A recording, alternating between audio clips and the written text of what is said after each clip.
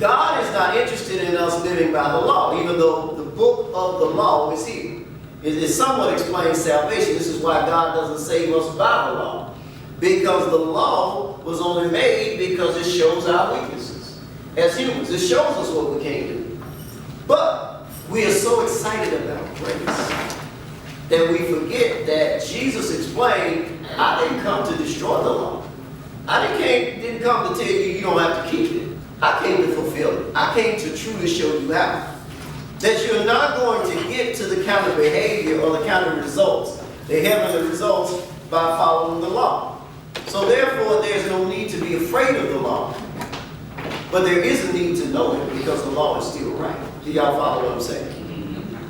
See, if you're breaking the law in society and you get caught, you're going to pay the penalty. Well, even if you understand the law, what a lot of people do is they want to know the law so they can break it and avoid it.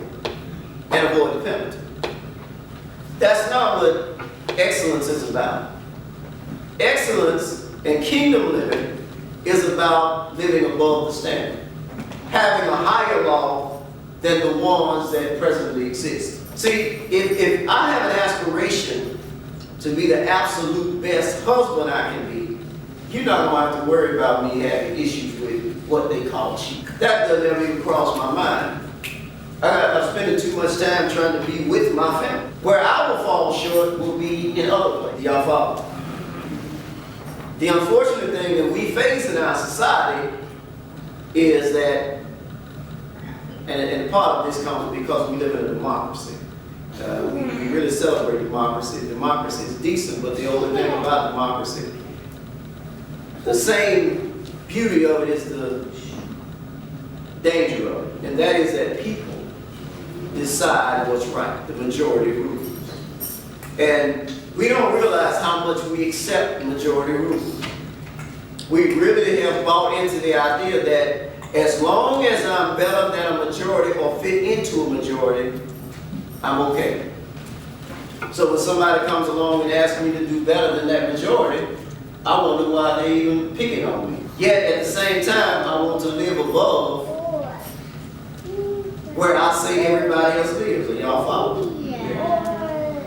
And see, it comes down to, and this is why I went to Philippians 3, and I believe I keep going back to it, because the writer who is believed to be Paul, Tarsus, the guy who wrote and ministered to most of the churches of the New Testament, had a zeal for God.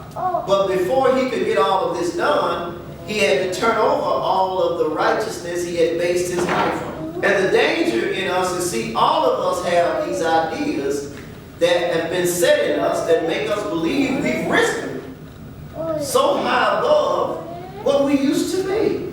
And somehow that God is now satisfied because my money's coming. And then we'll start going against. I listen to us talk about how great God can be through us and how nothing can stop us. And then somebody say, well, give me $1,000. And you say, well, y'all asking me for $200.